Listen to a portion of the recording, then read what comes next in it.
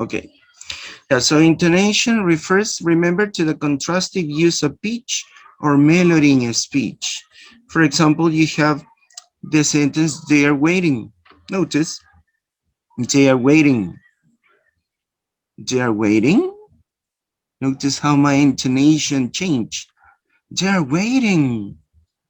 So notice, you just change the intonation, the tone, and the purpose of this sentence is different. In the first one, you're just giving information. In the second one, you're inquiring yourself, no? You're wondering. And the third one, you're surprised, all right? You're amazed. So notice, changing your intonation, you change the purpose of the sentence, all right? So notice here how important is intonation, no? When you want to express your feelings, your thoughts, your ideas. Now, then we were talking about the connected speech. No, when we speak normally, all right, in a daily life or daily days, so here you use some strategies. You could say that. Oh, your microphone, please. Okay. Yeah. You use some strategies in order to become fluent. No? Remember, connected speech. It means that you are going to connect. You are going to connect words. You're not going to separate them.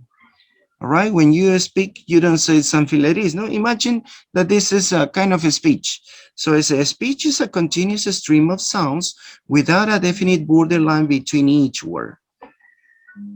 So when you do this, you don't do like this, right? Speech is continuous stream of sounds.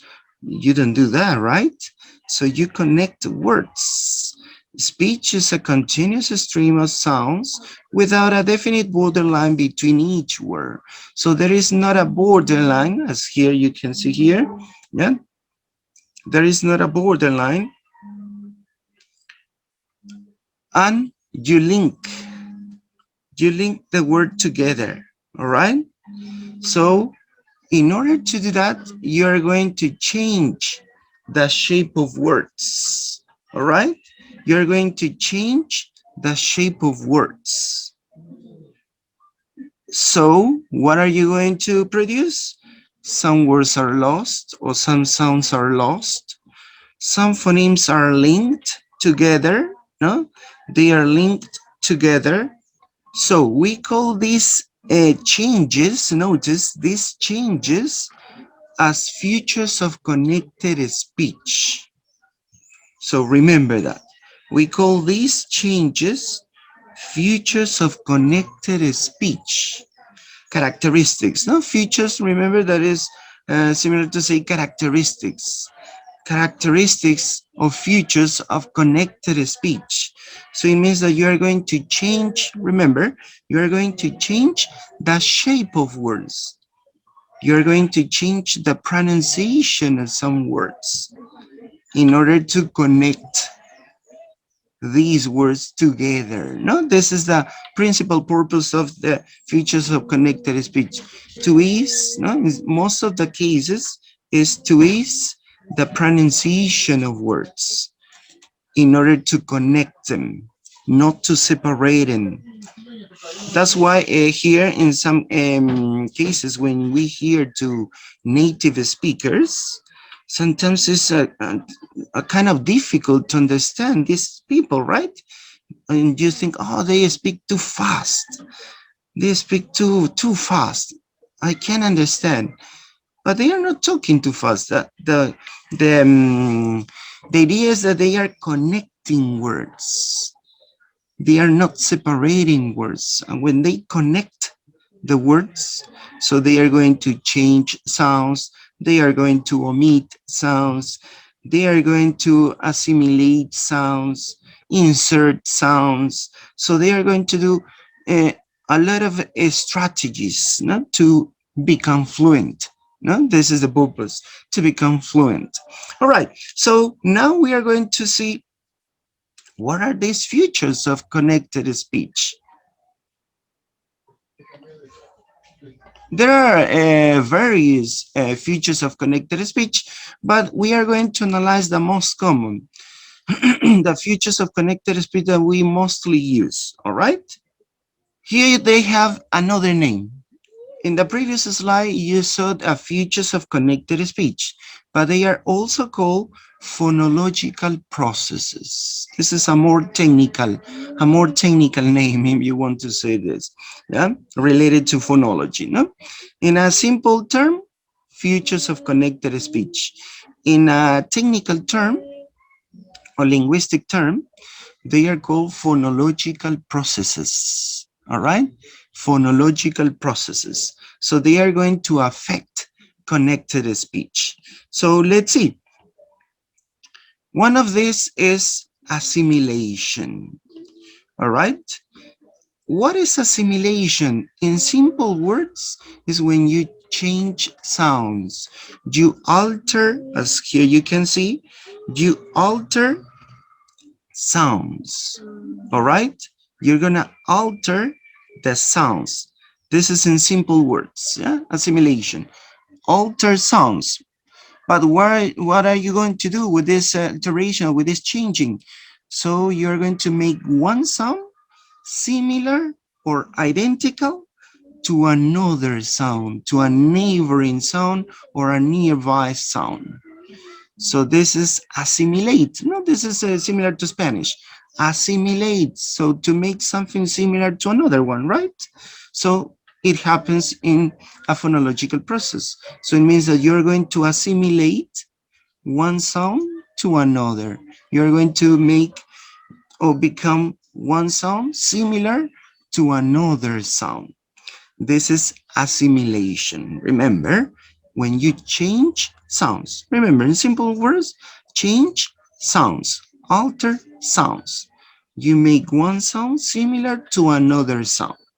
Let's see, there are three cases of assimilation in the English language. One of these is regressive or anticipatory.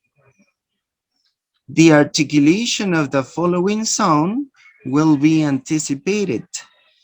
In most cases, assimilation is regressive. So this is the assimilation that native speakers use a lot. All right?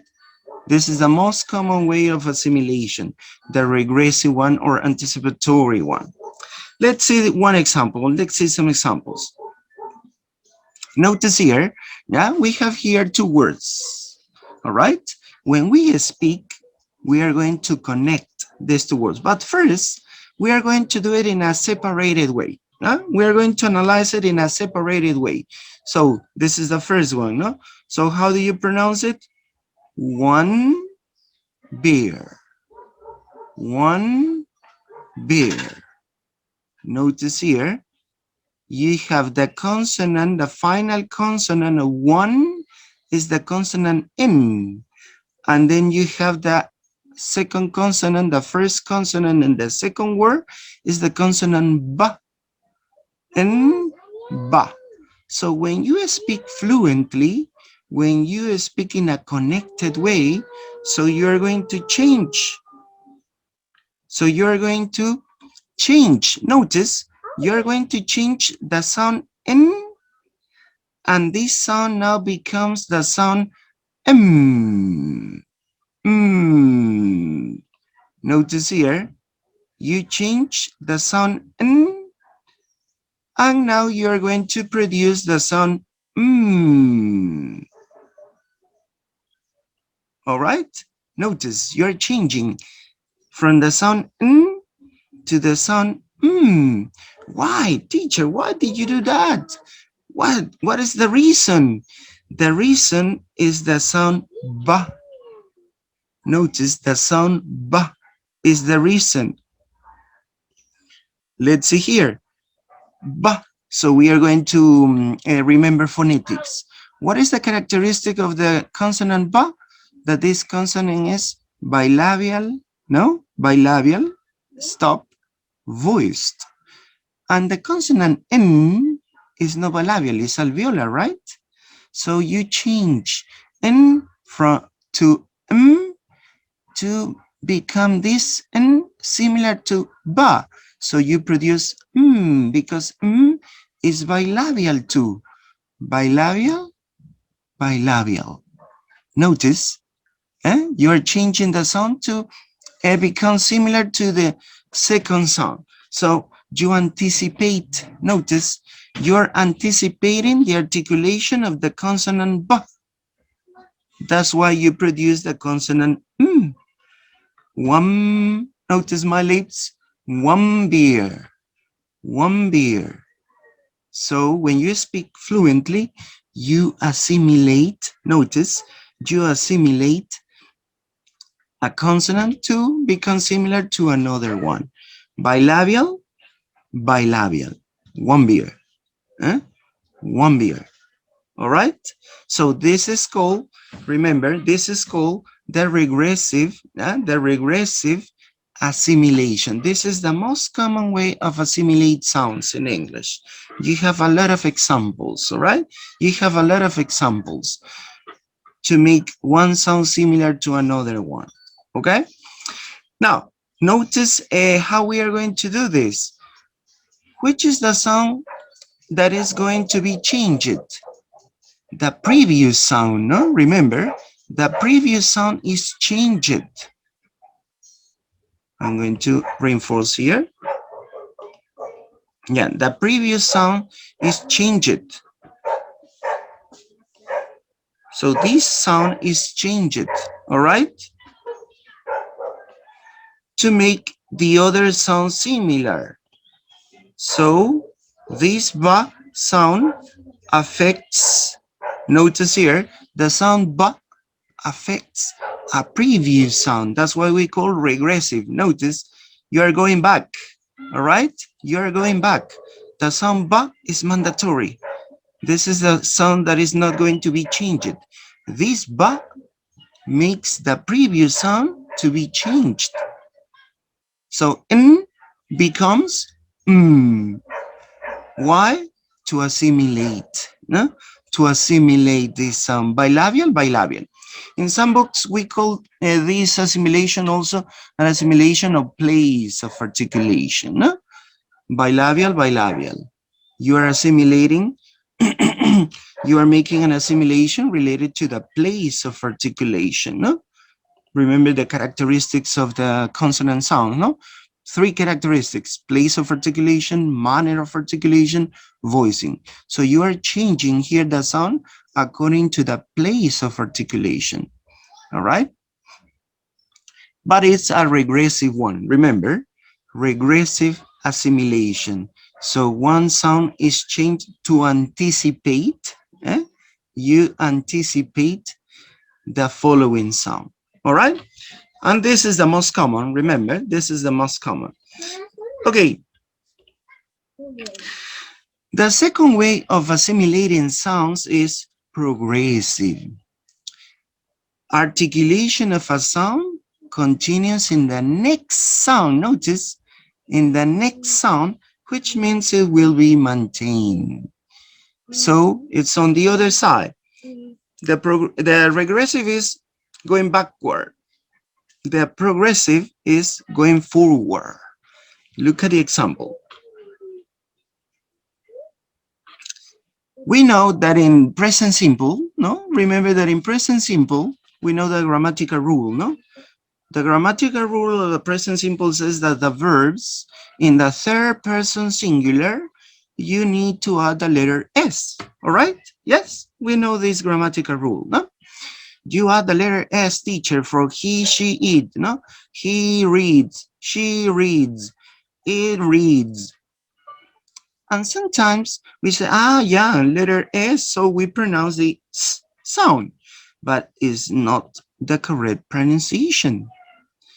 This letter S is pronounced here as the sound Z. Z.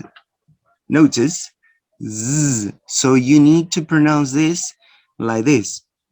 Reads, reads, reads. No with the sound S. You need to pronounce with the sound Z. Teacher, why? What is the rule? What I'm going to change this sound to s, and you change to z. Let me tell you the reason. The reason is the sound d that is in red. No, I put the color here in order to differentiate it. So here you have the sound d. D. Again, let's go back to phonetics. Remember, phonetics and phonology, they have a connection. If you don't know so much about phonetics, then the phonology part is not so good. So it's very important to manage the phonetics part. So the, if we analyze the consonant the, what are the characteristics of the consonant the? The is alveolar, the place of articulation, alveolar. Manner of articulation, stop.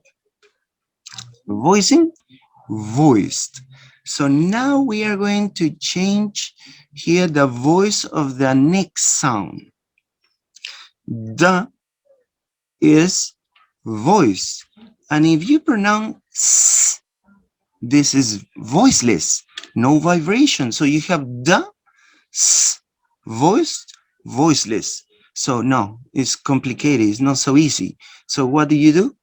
You change the sound s to the sound z, because z is voice too. So you're going to do this. The sound d is going to make the sound z to be changed. It affects the next sound. Notice the difference with the regressive. In the regressive, ba is the mandatory sound. Ba affects the previous sound. But here, da affects the next sound. So regressive, we have not so many cases in progressive, sorry. Yeah. So here we have 4 cases of progressive. Can you guess what they are? Do you have an idea? There are 4 cases of progressive assimilation. For example, you apply this in the present simple. Remember, one of the cases is the present simple. Present simple in third person singular. All right. This is one of the cases. Oh, what happened? Okay. Yeah, this is one of the cases of progressive assimilation. Could you tell me what are the other 3 cases of progressive? We have just 4 cases of progressive. In regressive, we have a lot. Oof. We have a lot of cases in regressive.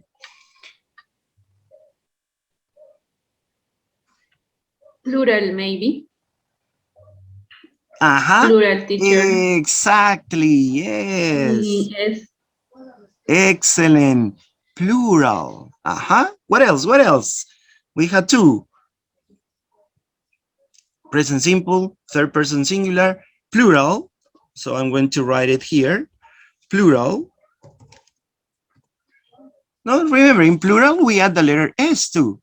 But we have 3 different pronunciations of the letter S, no? So you pronounce like S, like Z, or like is. And we apply this because of the phonological process of assimilation, progressive assimilation. Now, for example, when you say top, tops, you pronounce the letter S as it is, no? S, s, tops. But if you had toy, toy, I'm going to write it. Yeah, I'm going to write it in order to differentiate it. Toy, the plural, toys. Notice you write the letter S, but you don't pronounce S. You pronounce Z. Why? Because toy, notice, remember, phonetics again. Toy. What is the final sound of toy? Toy finishes in a vowel sound, right? Oi, a deep tongue. Oi.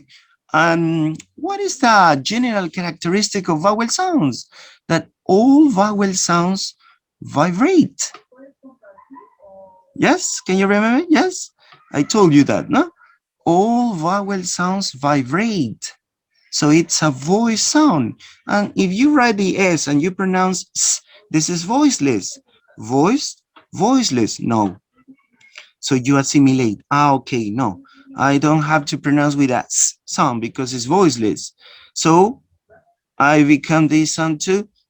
The sound z, voiced, toy, oi, voiced, and z, voiced.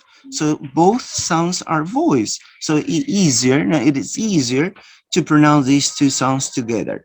Plural. Another, tell me, please, tell me. There are two more, two more. Oh, yeah, the record? Yes, I'm recording. Yeah. Oh, yeah, I'm recording. Here says pause recording, stop recording. Yeah, I'm recording. Yes, can you watch the icon of recording? Teacher, possessives, Oh, sips. Oh, sorry, sorry. possessive, for example, Carlos with Yeah, apostrophe. excellent. The apostrophe S.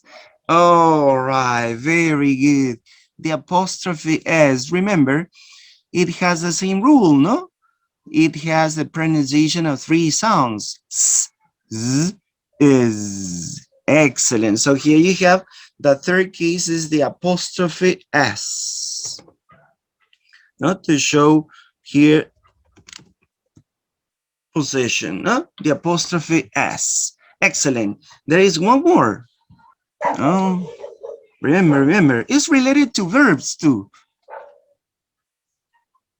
The full case is related to verbs.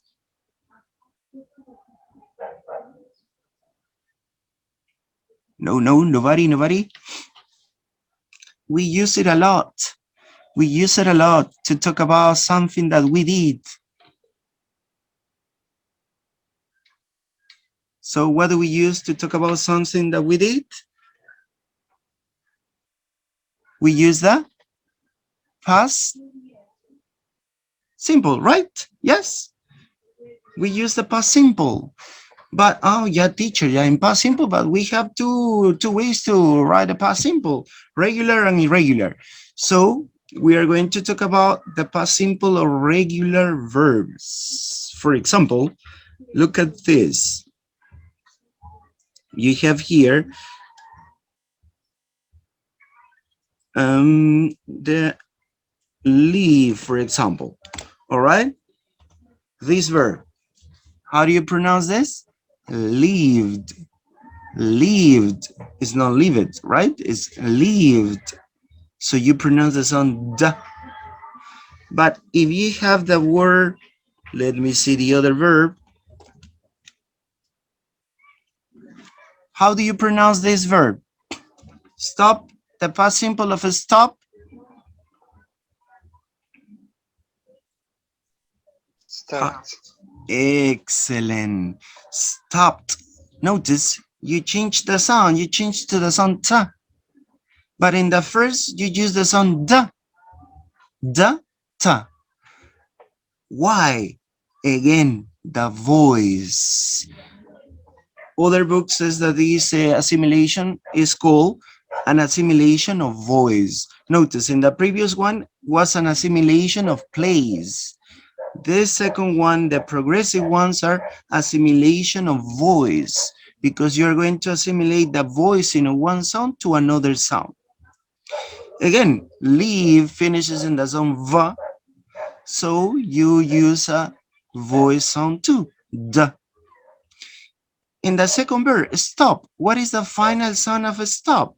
Pa. It's a voiceless sound. Pa. Stop. Pa. So you're going to produce the final, the ending ed with the sound ta, because ta is voiceless too. Voiceless, voiceless. That's why we use here a progressive assimilation. Remember, so I'm going to write it here. That's simple. Regular verbs. Remember, just in regular verbs, because in the irregular, so we change we change the pronunciation and the spelling too. No? So notice we have just four cases of progressive assimilation. Remember, You are going to change the pronunciation of sound to become similar to another sound. This is assimilation, all right? And let's pass to the third case, because I told you that we have three cases of assimilation. The third case is called reciprocal. Reciprocal assimilation. What is a reciprocal assimilation?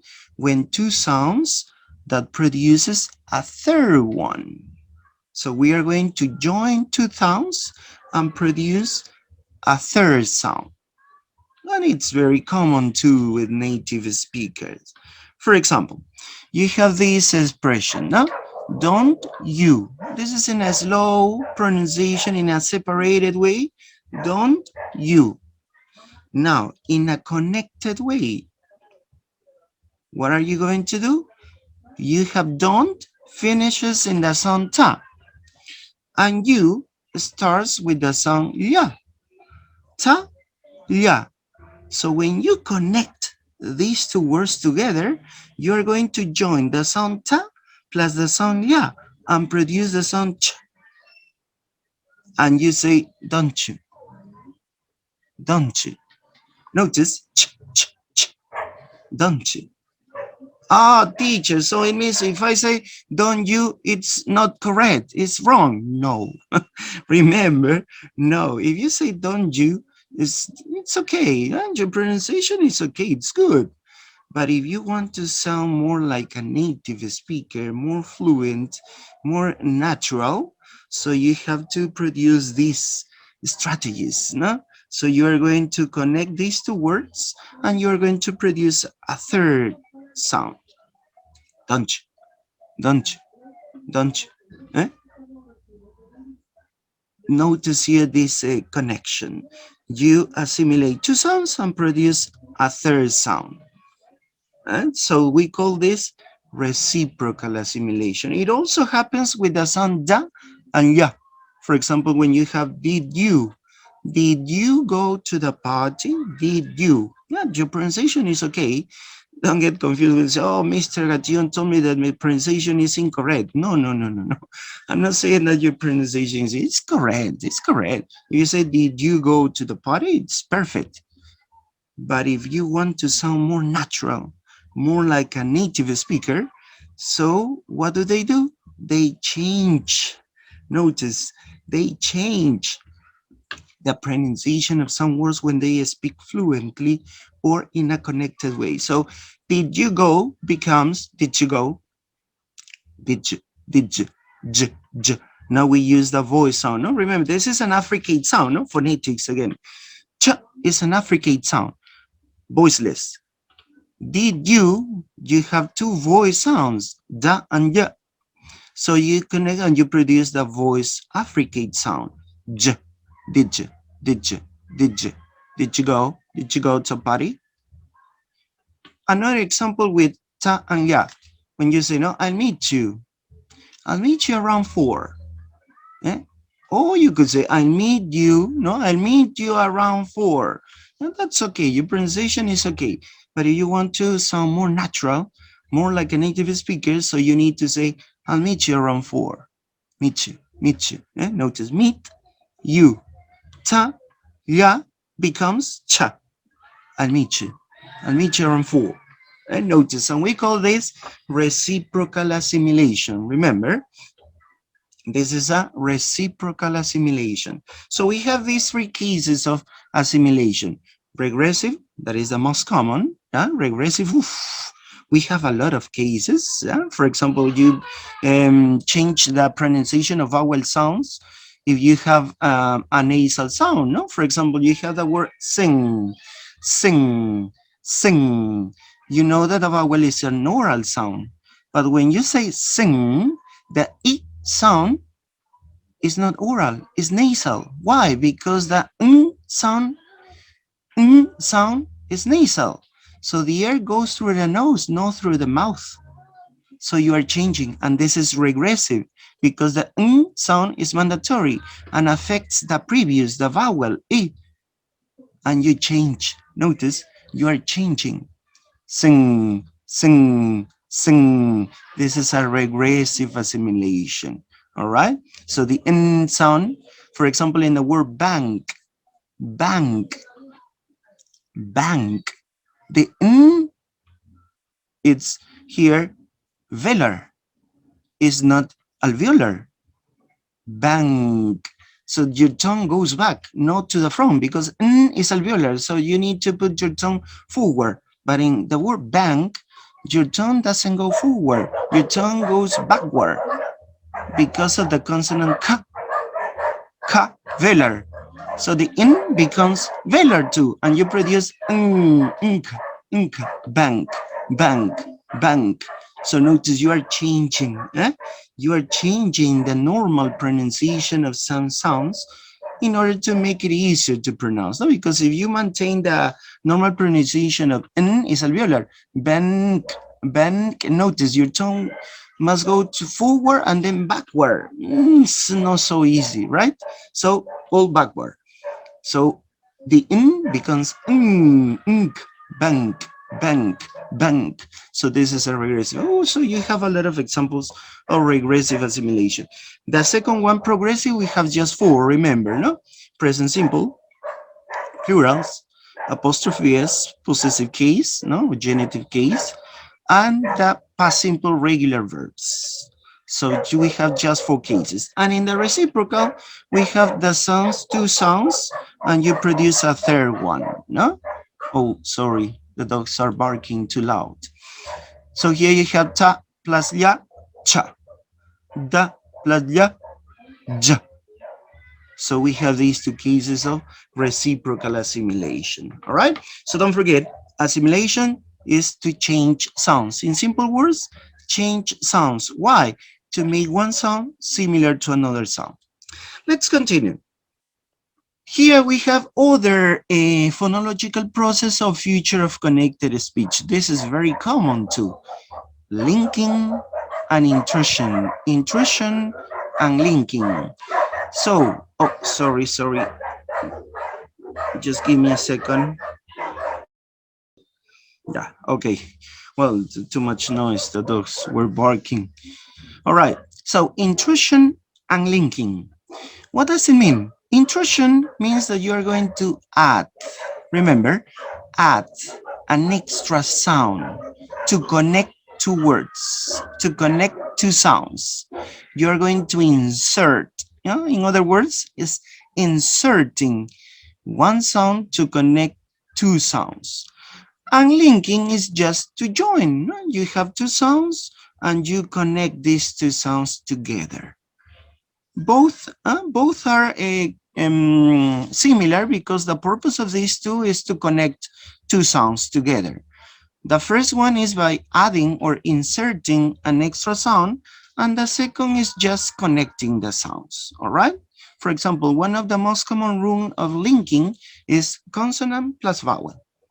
For example, if a word finishes in a consonant sound and the next word starts with a vowel sound, so you connect it. For example, stop it. Connected, stop it. You pronounce these two words as one. All right? Two words as one. Stop it. Stop it. Stop it. Eh? So you connect the final consonant pa with a starting vowel sound e. Stop it. This is linking. Now, let's see here the examples. Here we have these words. Notice here this expression. This is very common. I don't know you have seen. This is the name of a series. All right. Law and order.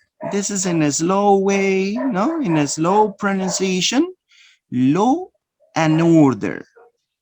Now, notice what I'm going to do if I pronounce these three words connected.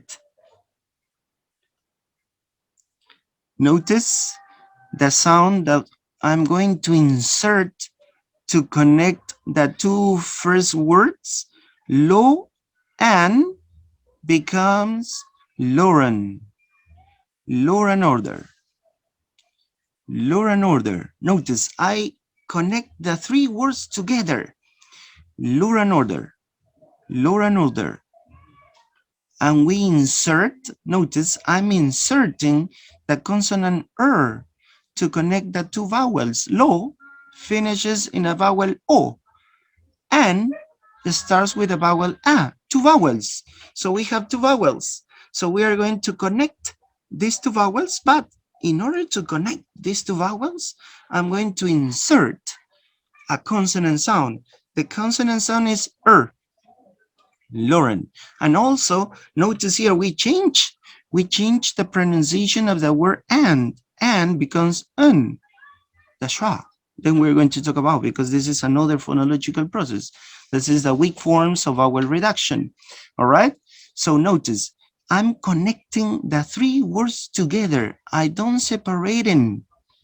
I pronounce these three words as one, law and order. And notice the second two words, and order, I omit, notice I omit the consonant D.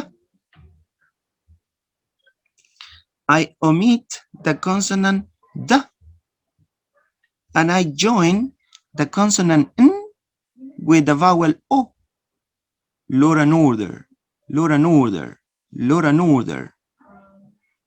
Notice, what are we going to do? Notice, we are going to change sounds, we are going to insert sounds, we are going to omit sounds to make our speech connected. You don't have to pronounce these words separated, all right? Try to connect words. So here you're inserting, notice, you're inserting a consonant to connect two vowels. Oh, sorry. Yeah. Another example. I agree. I'm making these two separated. I agree. I, vowel sound, agree starts with another vowel sound. In order to pronounce these two sounds together, you insert, notice, you insert the consonant ya. I agree. I agree. I agree. I agree. Or the other case, they are, notice separated, they are here. Now connected, they are here, they are here, they are. You use the consonant ya to connect again two vowels. Notice you are connecting again two vowels. They are here. I agree.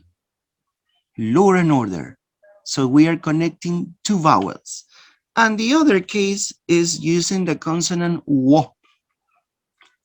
Wo. First, slowly, notice, I'm going to say these expressions slowly. I want to eat. This is in a separated way. Now, I want to eat. Now, connected. I want to eat. I want to eat. I want to eat. To eat. To eat. Wah, wah. It's not a strong wah, no? You don't say I want to eat, no. It's a soft wah, but you insert this wah to connect again two vowels.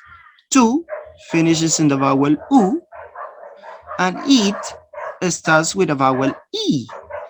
U, e. So you connect these two vowels by inserting a consonant sound, wah. I want to eat. The second example, do it. Do it. Together, do it. Do it. Do it. Do it. And notice you are inserting the consonant wa. Do it. Do it. You don't say do it. Do it. No. Do it. Do it. You are inserting the consonant wa to connect again two vowels. Now, tell me please, when do we use when do we use ya, and when do we use wa? Can you guess the rule? Can you guess? When do we use when do we use ya, and when do we use wa? Can you guess it or not? Analyze it. Lauren, I agree. I want to it. Do it. So when do we use when do we use ya, and when do we use wo? No, nobody. Tell me, don't be afraid, Tell me your guesses. Tell me your ideas, please. Try to guess the rule. Yeah, I told you, no? We use the three sounds to connect vowel sounds. But which vowel sounds are they specifically connecting?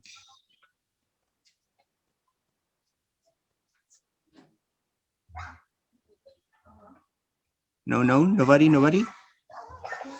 Lo. Remember the first example. Lo. What is the vowel sound? O. And you use the consonant The other one, yeah. I is the vowel E. Finishes in the vowel E. I agree. They, A, E. They are here. And then the consonant wa, two, u, the vowel u. So this is the rule. You use the sound, or you insert the sound when the previous vowel is a vowel o or a. You use ya when the previous vowel sound is e or a or I. No, it could be a diphthong. And you use the consonant wo when the previous vowel sound is u, o, o. This is the rule, remember? This is the rule in order to insert these consonants to join. The general rule is that the three consonants help us to join vowel sounds. No? Remember, this is the general rule. They help us to join vowel sounds. But the specific rule, the consonant R help us to join a vowel O, A with another vowel sound. The consonant ya help us to join the vowel E, A, I with another vowel sound. And the consonant wo help us to join a vowel u, o with another vowel sound. So these are the specific cases, no? Because the general is that the three sounds help us to join two vowel sounds, no? Two vowel sounds. Let me tell you something important in the American and British accent. For example, the first law and order is used mostly in American English. Remember, in British accent, we don't pronounce, or British people don't pronounce the final er. For example, I'm going to write here a sentence. The teacher of English. Not just this phrase. Huh? Yeah, here. In British, oh yeah, okay, teacher, yeah. In British, we say teacher.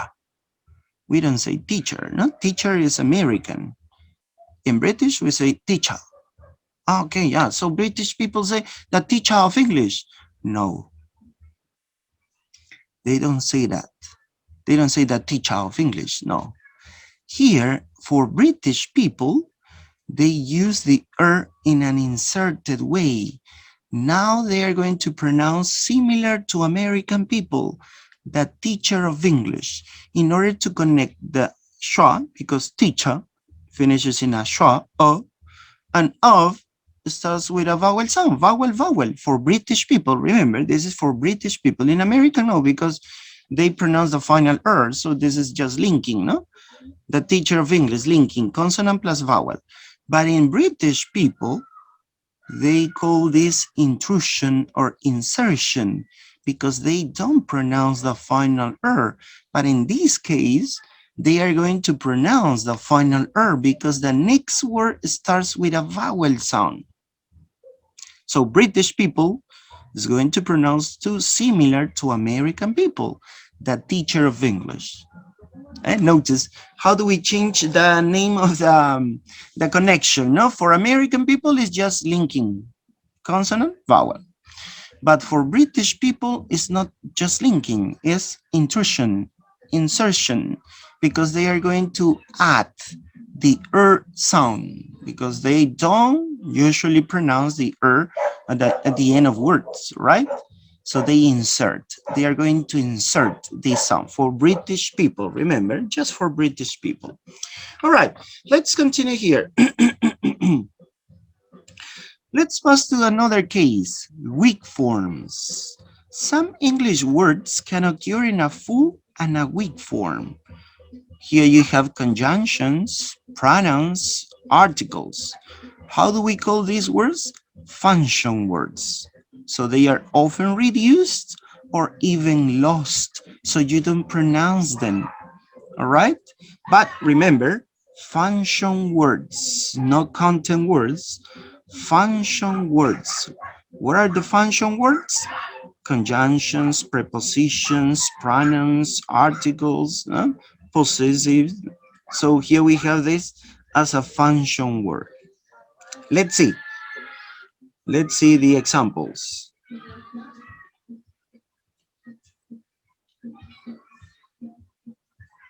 Yeah, let's start with the first word, and. This conjunction, and. The slow pronunciation or normal pronunciation of this word is and. Notice here. First, I'm going to say it slowly. Fish and chips. Fish and chips. Now, in a connected way, and also you can change the spelling too, no? Notice how the word and change the spelling too, but this is a very informal. Don't use this spelling in a formal writing, please. It's just in an informal writing. But you could change when you speak. When you speak, you could change the pronunciation of these words. So here, if you notice, the word and becomes this in the spelling. No, remember, this spelling is informal. Yeah, don't use it in formal writing. And also you change the pronunciation.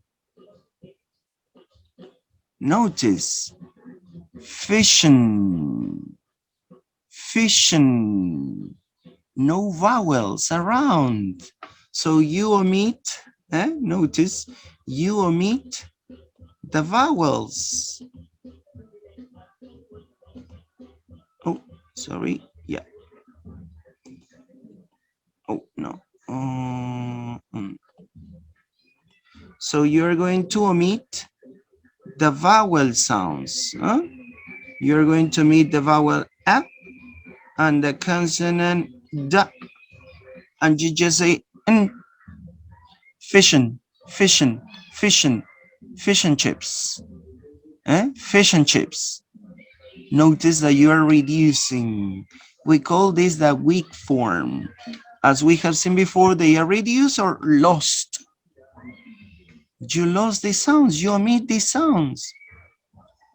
You just produce the consonant N. Fish and chips. Fish and chips. Notice here. Let's continue.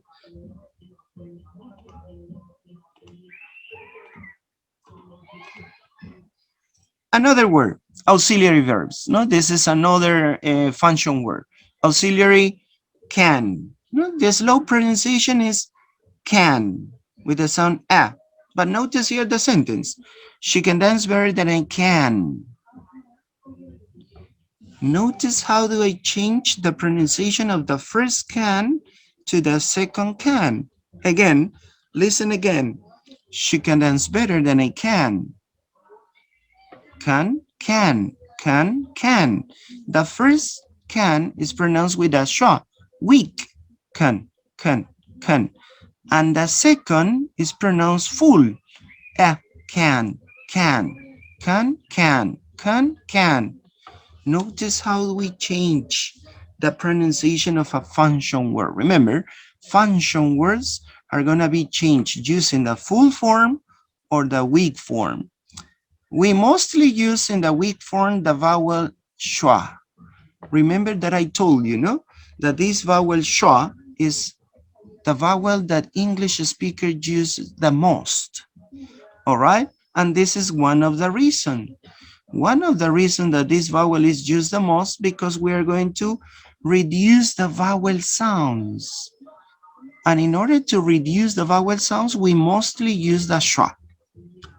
Remember, this is the schwa. Don't forget about it. This is the schwa. This is a weak sound. That's why we call this weak form or full form. She can dance better than I can. Can. Notice how we change the pronunciation of the same word. You're not changing the word. You don't change the meaning. So you just change the pronunciation. So you're producing allophones, physical variations of a phoneme, depending on many aspects. So here you have a, a, weak, full. Let's continue with the other one. Have, again, have as an auxiliary, no as a main verb, as an auxiliary. Remember that this verb have could be a main verb or a auxiliary verb. Or more, here you have the auxiliary verb. Have, this is a normal pronunciation of this word, have. Notice, have you eaten? Yes, I have. Have you eaten? Yes, I have. The first one, we use the weak form. Have you eaten? Have you eaten? But the second, we use the full. Yes, I have. Yes, I have. Notice you are using the full pronunciation. In the first one, the weak pronunciation. And again, you're using the schwa. All right? In the first, you're using again the schwa. Here, you're using this one. Have. Have you eaten? Have you eaten? But in the second, you're using the full. Yes, I have. Yes, I have. Weak, full. What would be the rule? Can you guess the rule?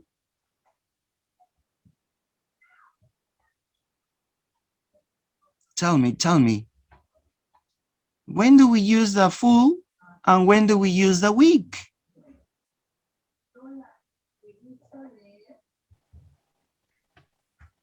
In question, use weak, and in answer, use full. Yeah. What type of answers? Full Short answers? answer. Short Short answer. answers, yes. We mostly use the full form of these auxiliary verbs. Yeah, in short answers, we use the full form. But teacher, the first can, it is not a short answer. Why do you use the full form? Remember, there are three cases when you are going to use the full form. We mostly use the weak form of function words. When we speak, we are going to use the most the weak form. But there are just three cases when you are going to use the full form. One of the cases is in the previous sentence, when the word, the function word, is at the end of a sentence. She can dance better than I can. The can is at the end of a sentence. All right? This is one of the cases. Remember, function words are pronounced full when they are at the end of a sentence. When they are in the middle, no. Or maybe at the beginning as have, yeah? No. When they are at the end, this is one. The second case is when you give, or when you want to give emphasis. All right? When you want to give emphasis. For example, when you say, no, oh, it's for you. No, it's for me. Notice that you're using me as an object pronoun. It's a function word. So you don't make the weak form. You don't use the weak form. You use the full form because you want to emphasize. And the other is to make a contrast. All right? So emphasis or contrast. So notice here, when you're going to use the full form, we mostly, remember, we mostly use the weak form for function words when we speak. Yeah? Let's continue. So here you have the schwa and the other is the a. Should. Well, notice here, should have. The slow pronunciation is, well, you should have told me. Now, notice what you're going to do. Should have becomes should have. Should have. Well, you should have told me. Notice when you speak, don't do this when you write. Yeah, in informal situations, you can use the contraction of should have, no, in informal. But in formal, no, it's not possible. You can make this contraction when you speak. You should have told me. Another case, for example, is must, no? For example, there is a song, Rosette. I don't know if you have heard. The name of the song is It Must Have Been Love. This is from Rosette, no? Have you heard this song? It must have been love. So when you hear the song, they don't say it must have been love. So they say they must have been love. Must have, must have, must have. Must have becomes must have. Should have, should have. Notice, what are you doing here? You are doing two processes, two features of connected speech. What is the first one that you omit? Notice you're going to omit the consonant is elided, is omitted. And then you use the weak form. Have, a becomes the schwa. You use the schwa. So this becomes this. You reduce, you use the weak form. Notice you're using the weak form and you connect should have, should have, should have. You should have told me. All right? Instead of saying you should have told me, you should have told me. Again, don't think that you, when you say, teacher, so if I say you should have told me, I'm not okay, I'm wrong. No, you're okay, you're pronouncing okay, it's correct. If you say, well, you should have told me, it's okay, it's perfect. Nah? Again, but if you want to sound more natural, more like a native speaker, so you have to use these features of connected speech, no? Omit sounds, change sounds, reduce the sounds of vowel reduction. This is weak form. You can also find it as vowel reduction. So you're going to do that. Link, insert. So notice all the things that we are going to do when we speak. When we speak in a connected way, no? In a connected way. That's why that is, as I told you before, that is kind of difficult when you listen to a native speaker, no? And say, oh, well, you should have told me. Huh? Should have? Should have? What is should have? If you haven't heard it or you haven't seen it before, so you cannot get it. No? Oh, should have? Should have? What is should have? Should I? No, I don't know. I don't know what he wants to tell me.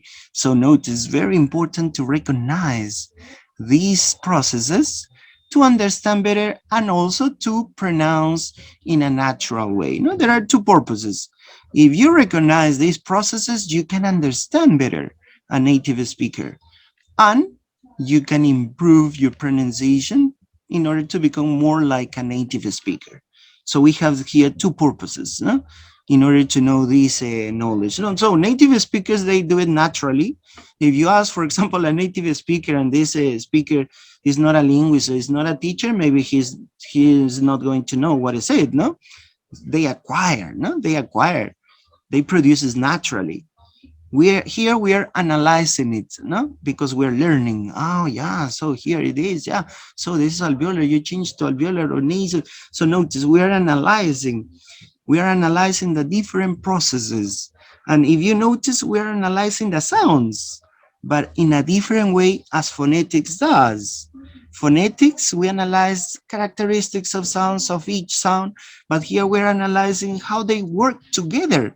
Oh yeah, here we have a function word. Yeah, you omit here, you read that, the vowel sound, you change this sound to this sound because you have this sound voiceless or voice, you change to another to the voice. So notice we are analyzing the sounds as a system. This is phonology, all right? You are analyzing the sounds as a system, no in a separated way. But it's very important to recognize the characteristics of each sound, no? Because yeah, this is a bilabial sound, so yeah, you change it to another bilabial sound. Oh, okay, this is a voice sound. Okay, and you change it to another voice sound. So it's very important to know phonetics in order to get a better knowledge of phonology. No? All right, let's continue. This is the weak form. Let's continue with another phonological process of feature for connected speech that is very common too. Elision. Elision, what does it mean? Sounds disappear. Notice, disappear. You don't pronounce them. Sounds disappears completely in this process. Usually the vowels, notice here you have one of the cases when we're going to produce elision. When are you going to produce elision?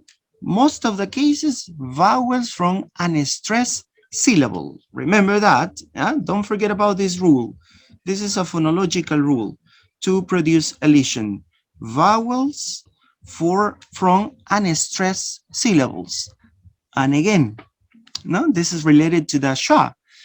I told you that the vowel schwa is the vowel that we use the most. One of the cases is because we reduce the vowel sounds and we use the schwa. But at the same time, this vowel is the vowel that we take out the most. It's very strange, no? We use it the most, but at the same time, we omit it the most. It's very, very special, this vowel. And one of the reasons that we omit this sound is because, as I told you before too, we use the schwa, we mostly use the schwa in unstressed syllables. Remember, yeah? We mostly use the schwa in unstressed syllables. And what are we going to elite?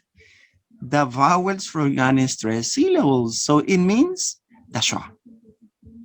Most of the cases, no? Most of the cases, because there are some cases that you don't use the schwa in unstressed syllables. So you use the A sound or the O sound, no? Short sounds, no longer. I, U.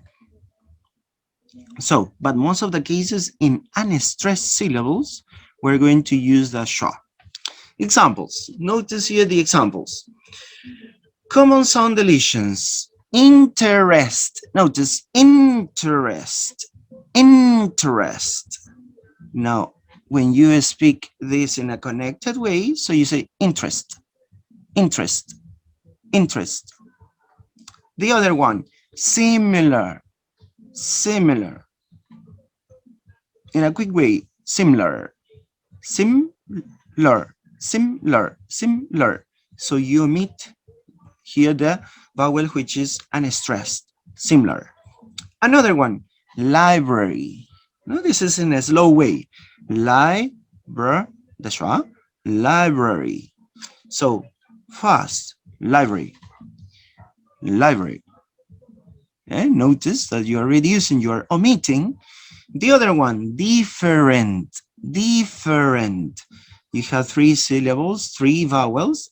Now you omit the vowel which is unstressed. Different, different, different, different. Notice you omit one vowel sound. The other one, tonight, tonight. Now this is the slow pronunciation. Tonight. Now, fast. Tonight, tonight, tonight. Notice you just say t, tonight, tonight, tonight, t, t. I don't say tonight. Tonight. Yeah, again, don't get confused. When you say tonight, it's okay. Don't think, oh, teacher, I'm pronouncing wrong. No, no, no, no.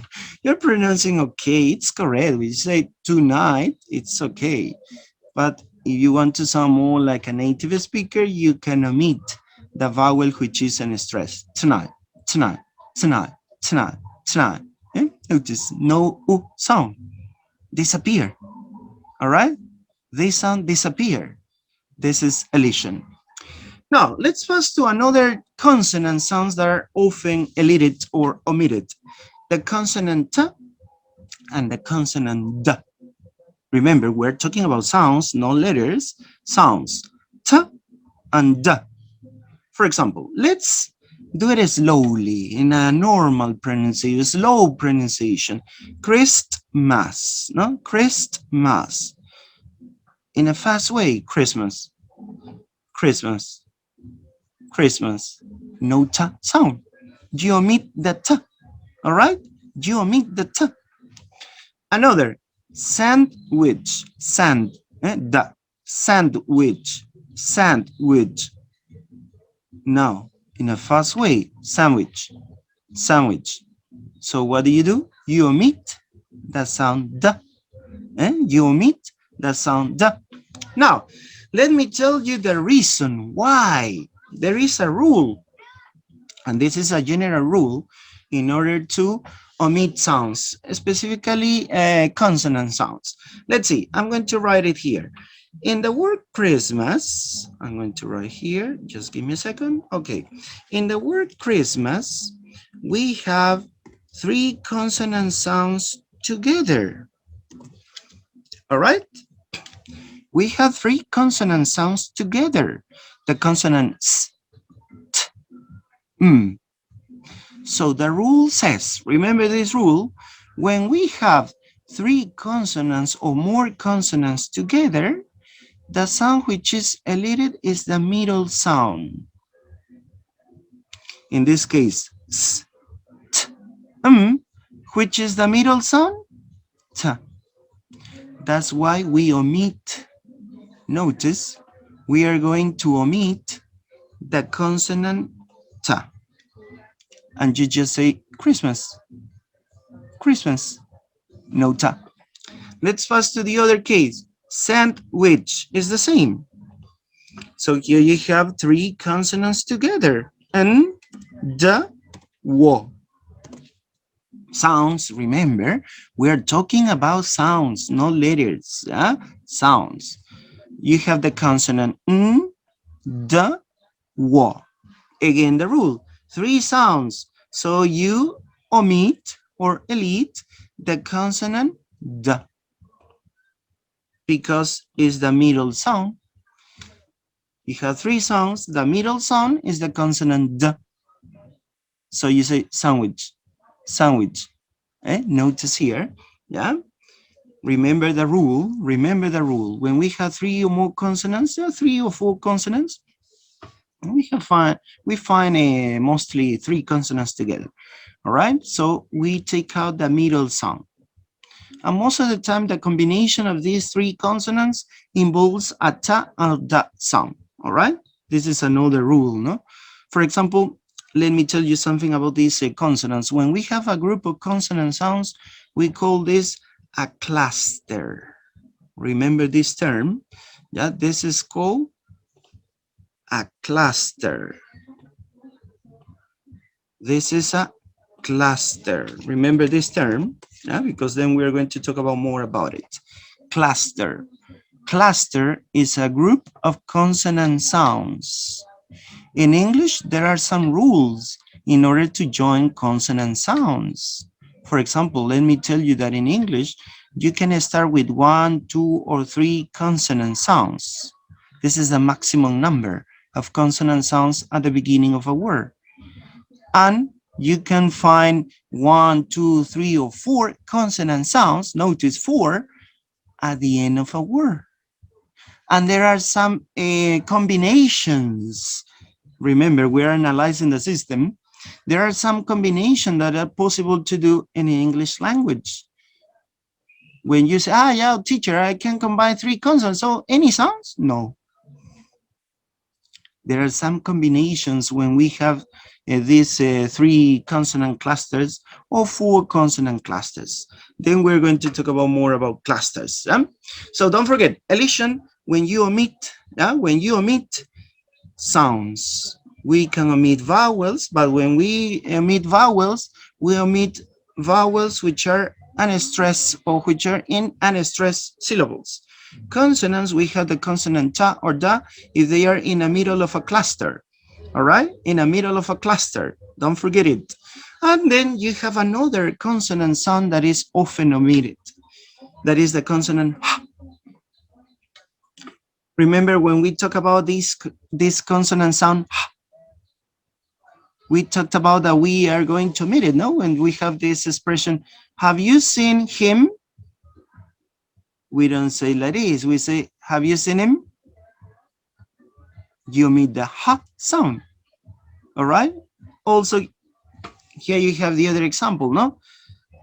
Shouldn't have, sorry, shouldn't have. This is the slow pronunciation, the normal pronunciation. You shouldn't have. Now, connected, you shouldn't have. Shouldn't have. Notice no ha sound. You omit the ha sound. You just say shouldn't have. Shouldn't have. Remember, shouldn't have. You're omitting the sound ha. Notice that we have a lot of cases of elision. Remember vowels, we can omit vowels. If they are in an unstressed syllables, we can omit the consonant ta or da or ha. So we have these cases of elision. All right, so we have seen the major phonological processes. Remember, we have assimilation, we have intrusion, linking, elision.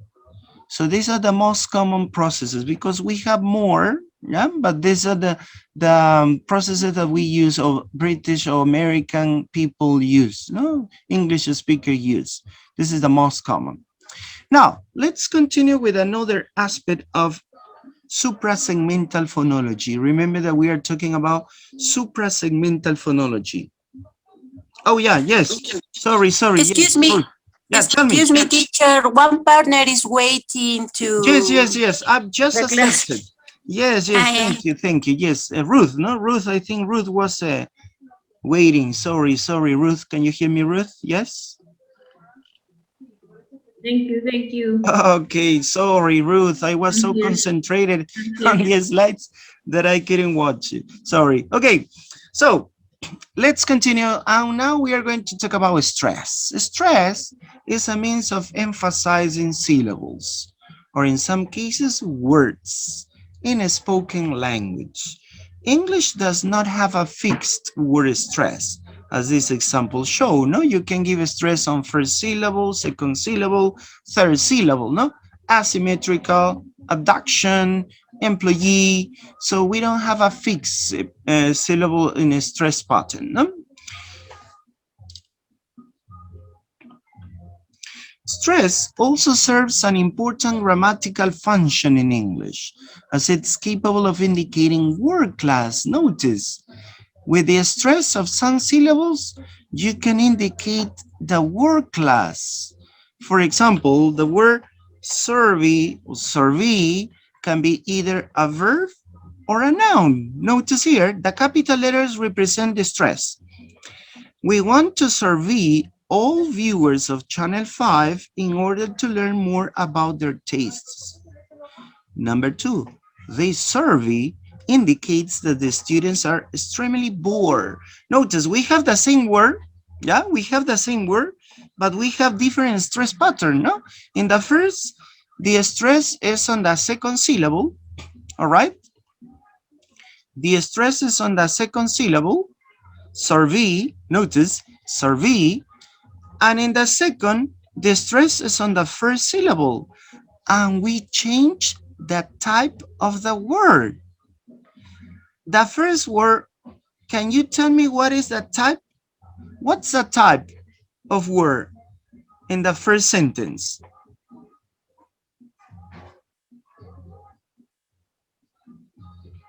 We want to survey. Survey. What type of word it is? Excellent, Fiorella. So this is a verb. Notice, this is a verb. I'm going to write it here. It's a verb. Survey. But if you change the stress and you say survey, survey is a Now, exactly. It's a noun. So notice if you change, oh, Joaquin, please, your microphone. If you change the stress pattern, oh, Joaquin, please turn on your microphone.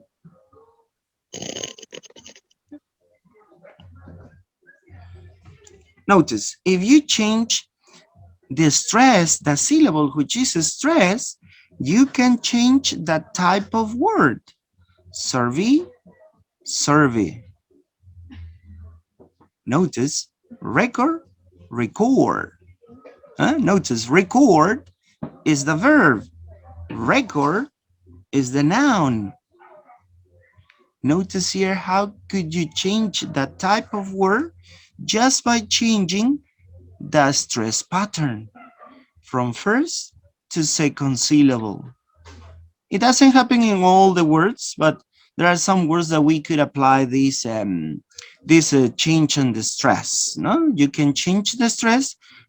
You can change the grammatical function or the type of word. All right.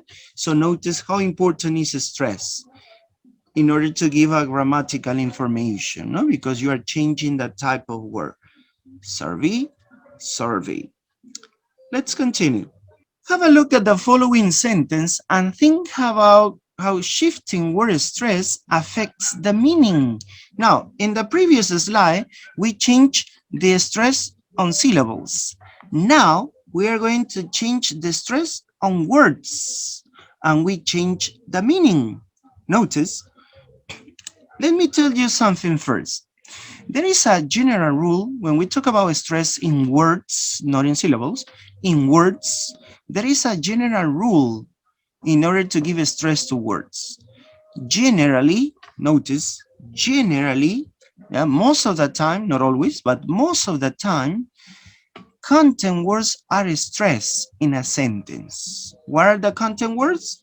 Nouns, verbs, adverbs, adjectives. Remember, four types of content words: nouns, verbs, adjectives, and adverbs. So the general rule says that when you have a sentence, the words which are stressed are the content words, not the function words.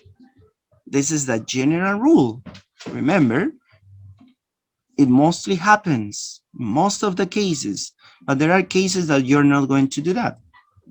Yeah, but most of the time, the general rule says that we are going to give stress to content words, not to function words. And this is the general rule. But we could change that. One of the reasons to change this general rule is when you want to change the meaning of your sentence or to give emphasis. You can change the stress of words. Let's see here. If you notice, it's the same sentence. Yeah? These four sentences is the same. John doesn't like pie. John doesn't like pie. John doesn't like pie. John doesn't like pie. It's the same sentence, but we are going to change the stress and we are going to change the meaning. Notice, John doesn't like pie. Notice that I'm emphasizing in John.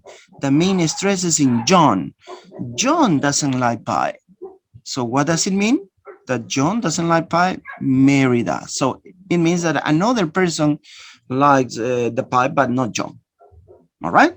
Notice, this is the meaning of this. If you give stress to John, that you emphasize that John is the person who doesn't like pie.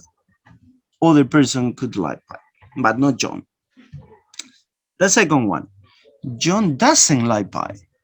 Now I change the stress from John to doesn't. Oh, teacher, but you told us that doesn't is an auxiliary verb. It's a function word. And you told us that it's not usually stressed, not usually stressed. But in this case, it's a stress because you want to change the meaning and you are emphasizing John doesn't like pie. What does it mean? Someone assumed that John likes pie, but he actually doesn't.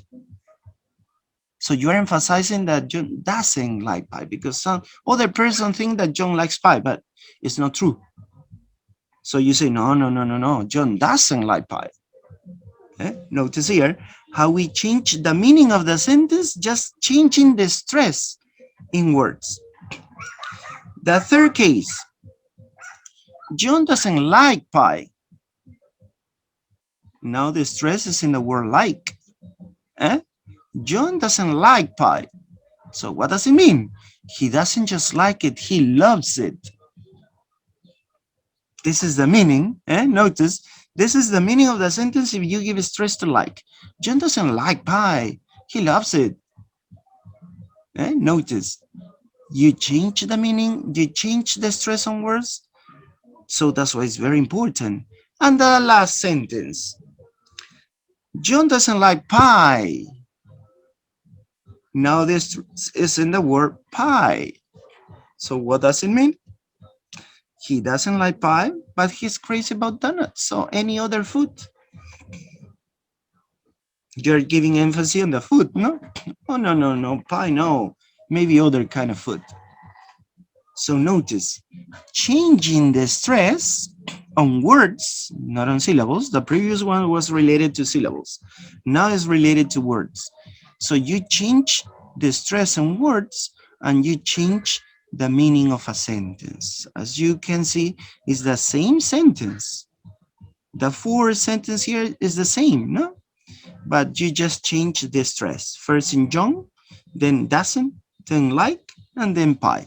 And you have different meanings of the sentence. So it's very important, no? It's very important to give the correct stress according to the meaning or the context that you are, no? That you're using this expression.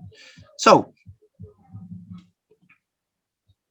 now, remember also the general rule. The general rule when you want to give a stress in words, is content words are usually stressed.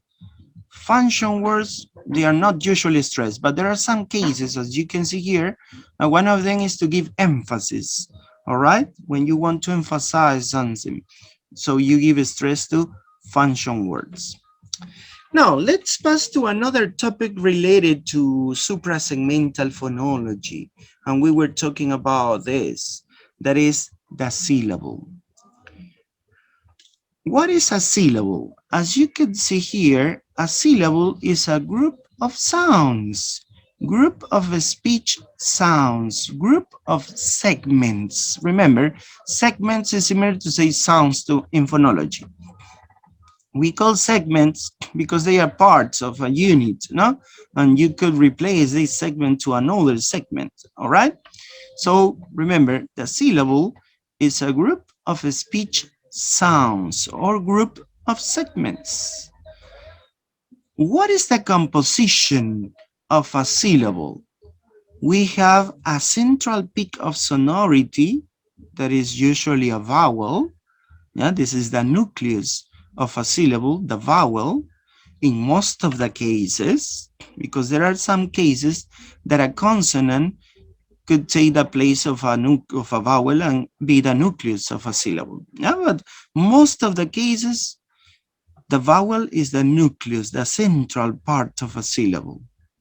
If there is no vowel, there is no syllable most of the time. As I told you, there are some cases that some consonants, not all consonants, some consonants are going to have the place of a vowel sound. Now, then we are going to talk about it.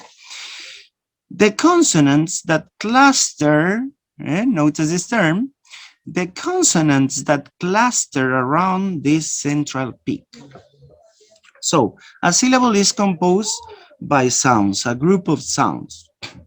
For example, in English, we can make a syllable with just one vowel sound. We don't need consonants around it. For example, when you say the pronoun, no? I, just a vowel sound. It's a word. One syllable word.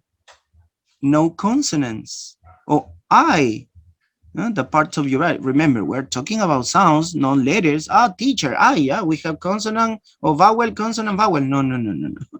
We are not talking about letters. We're talking about sounds. And the word I, here, I, is just one sound. It's a vowel sound. No consonants around it. Remember, we're not talking about letters. We're talking about sounds. Here you have to remember this because when we analyze the composition of a syllable, so you have to analyze about consonant, consonant, vowel, consonant, or vowel, consonant, consonant. But when we say that, we are not talking about letters. We're talking about sounds. So remember, a syllable is a group of sounds. You can start 1, 2, 3, 4, and more sounds. The composition is a vowel and consonants around it. Cluster, remember, cluster means could be a group of consonants together, no? 2 or 3 or 4 consonants before or after the vowel sound. Let's see here, the constituents of the syllable. Notice here the diagram, the picture. Syllable is divided in two major parts, the onset and the rhyme.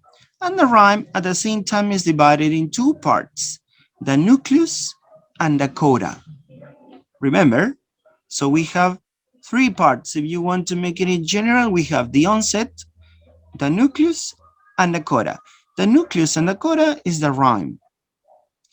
So the onset is the initial segment of a syllable. Here is the initial sound, the initial sound, mostly a consonant sound. This is the onset, consonant sound, and this is optional. So it means that it could appear or not. All right. For example, in the word I, we don't have consonants before, neither after. So just a vowel. So there is no onset and no coda. What is the coda? The consonants after the vowel. Remember, the consonants before, onset. The consonants after, coda. The rhyme, as you can see here, is the core of a syllable. Core is the nucleus, core is the nucleus. Core of a syllable consists of a nucleus and a coda. Obligatory, the nucleus is obligatory, all right? Is the central segment of a syllable. And the coda is the closing segment of a syllable, optional too. For example, in the word see, okay, teacher, consonant, vowel, vowel, no. This is the letters. We are analyzing the sounds. See, oh yeah, two. Consonant, vowel, consonant, s, vowel, e. No coda. We have an onset, that is the consonant, s, and we have a vowel, that is the nucleus. But there are no consonants after the vowel, so you don't have a coda. Another word, eat, the verb eat. Do we have an onset? No, because we have the nucleus, e, and the coda, ta, eat. No onset. Notice, you can have some words with an onset or not, and you can have words with a coda or not. All right? So remember, you have here in the picture, cat. Cat, it's divided in three sounds. The sound ka, the sound a, and the sound ta. Ka is the onset. A is the nucleus. Ta is the coda. The third word, or the second word, sorry, skin. Skin.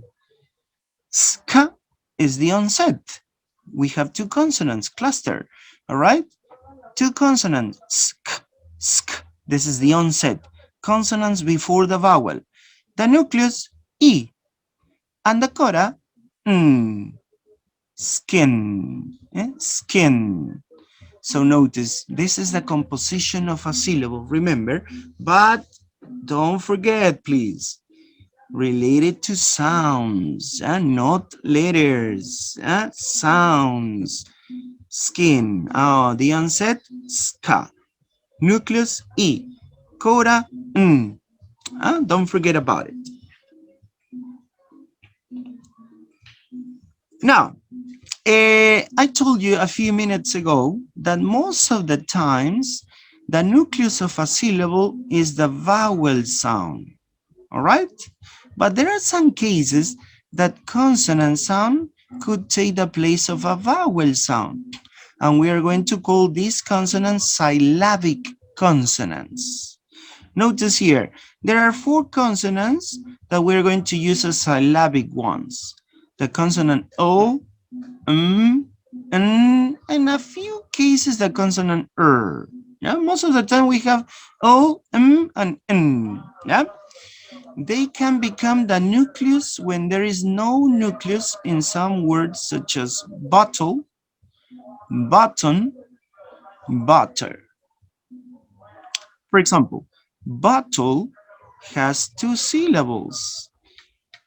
But when we produce this word fast, fluently, we are going to take out the vowel in an stress syllable because the stress syllable is ba, ba, and the unstressed syllables has the schwa.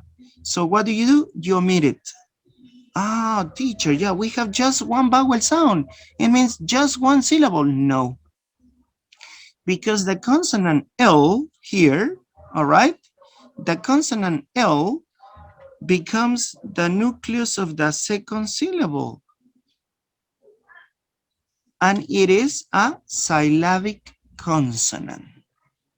Remember, a syllabic consonant is a consonant which takes the place of a vowel sound in a syllable. And you don't lose the number of syllables. It's not just one syllable because remember, the number of vowel sounds is the number of syllables. But sounds, don't forget, please, sounds. The number of vowel sounds is the number of syllables. If you have in a word 3 vowel sounds, so it means that it has 3 syllables. Yeah, remember. For example, we were talking about this when we were talking about the uses of a dictionary, no? Some dictionaries uses some dots or periods to separate the words in syllables, right?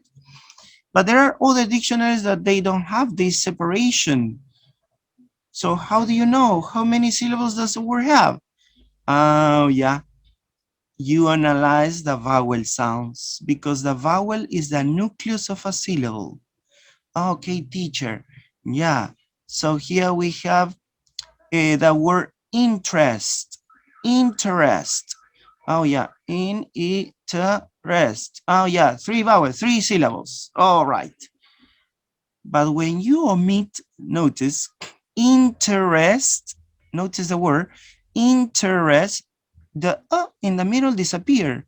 So the sound becomes a syllabic one.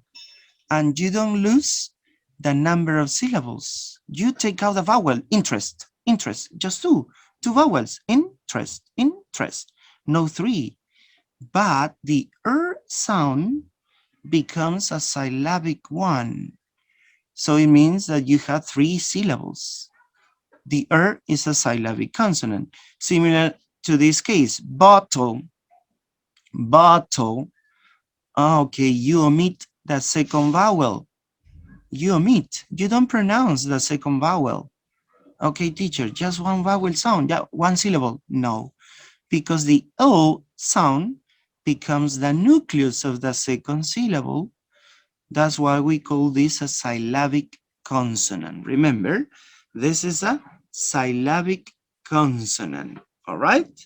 So don't forget about these kind of consonants. These consonants are special because they take the place of a vowel sound in a syllable. We have 4, O, N, For example, with N, we have the word 7, ven, ven. So you omit the vowel which is in an stressed syllable, so you have just the consonant V and N. Ven, ven, no vowel. Ven, 7, 7, 7, 7. No vowel. The second syllable has no vowel. But the N is a syllabic consonant. Notice here how we are going to use these syllabic consonants.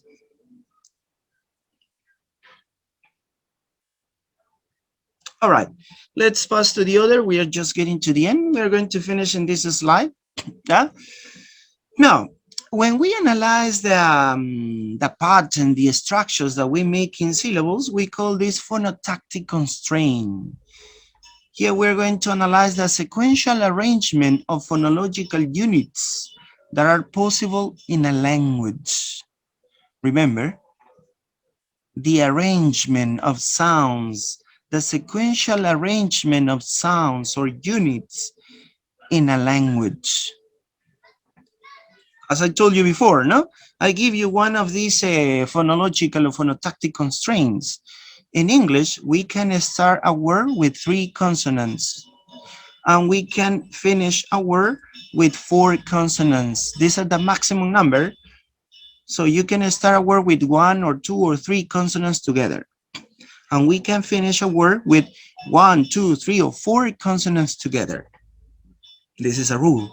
And we are analyzing the arrangement of the sounds. There are some consonants which can appear at the beginning of words. There are some consonants that cannot appear at the beginning of words.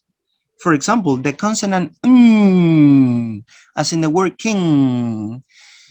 Can you tell me any word which starts with a sound in English? No, right? There is no word with the sound at the beginning of words. We can find this sound at the end or in the middle of words, not at the beginning. Maybe in the future, we can find a word, maybe an invented word or a word that it is loaned from another language. Remember that the languages change. Languages are changing. You can adapt or adopt some words from other languages. And in this language, you can have different structures in order to make syllables. So if you adapt this word, you can insert a new structure in your language. But until now, up to now, the sound cannot be found at the beginning of words. You found this sound in the middle of words or at the end of words. So notice we have some arrangements, some positions, and then we're going to talk about it more. Then we have the consonant cluster. As I told you before, a cluster is a group of consonants with no vowels between. All right, just consonants. English may have the pattern of C onset with C1 always S. Notice, when we have a cluster of 3 consonants at the beginning, no, the onset, remember, onset means at the beginning of words before the vowel sound, the onset, and we have a cluster of 3 consonants, that is the maximum number of consonants before the vowel.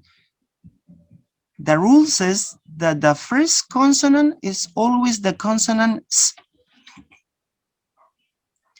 That's why we have this street, st-er.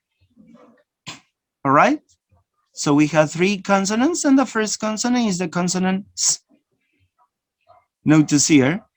So there are some arrangements. Notice we are arranging the sounds. It doesn't mean that, oh yeah, teacher, 3 sounds also, it means that I can join any sounds that I want. No.